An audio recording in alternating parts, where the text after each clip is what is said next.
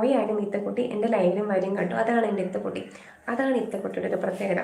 അതാ എനിക്ക് എന്തും തുറന്ന് പറയുന്നതാണ് ഏറ്റവും ഇഷ്ടം. ഉള്ളതുപോലെ പറയണം, അല്ലേ? നമ്മൾ മനസ്സിൽ വെച്ചിട്ട് വേറൊന്നും സംസാരിക്കാൻ പാടില്ല, ഉള്ളതുപോലെ പറയണം. അതാണ് കേട്ടോ എനിക്കിഷ്ടം.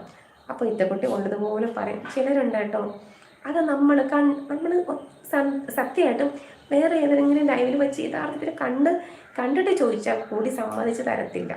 ആ, ഞാൻ വേറെ ലൈവിൽ പോകണ്ടെന്നല്ല പറയുന്നത്, പോകണം, വേറെ എല്ലാവർക്കും സപ്പോർട്ട് കൊടുക്കണം, എന്നാലും ഇവിടെയും വരണം എന്നാണ് ഞാൻ പറയുന്നത് കേട്ടോ. പക്ഷേ ഞാൻ ചിലരെയൊക്കെ വേറെ ലൈവിൽ വച്ച് കണ്ടിട്ട് ഞാൻ ചോദിക്കുമ്പോൾ പറയും, ഞാൻ വേറെ ലൈവിലൊന്നും പോകത്തില്ല, എനിക്ക് സമയമൊന്നും കിട്ടത്തില്ല, ഞാൻ ഇവിടെ തന്നെ മാത്രമാണ് വരുന്നത് എന്നൊക്കെ. ആ ഡയലോഗ് കേൾക്കുമ്പോൾ എനിക്ക് ദേഷ്യം വരും കേട്ടോ. അതെന്നാത്തിന് അങ്ങനെ പറയുന്നേ? നമ്മളിപ്പോൾ ഒരാളെ പ്രീതിപ്പെടുത്താൻ വേണ്ടി, അല്ലെങ്കിൽ ഒരാളെ അങ്ങ് എന്താ പറയുക, അതിന് എന്താ ഒരു വാക്കെന്താ അതിന്, ഒരാളെ മാത്രം പിന്നെ അങ്ങനെ പറയേണ്ട കാര്യമില്ല.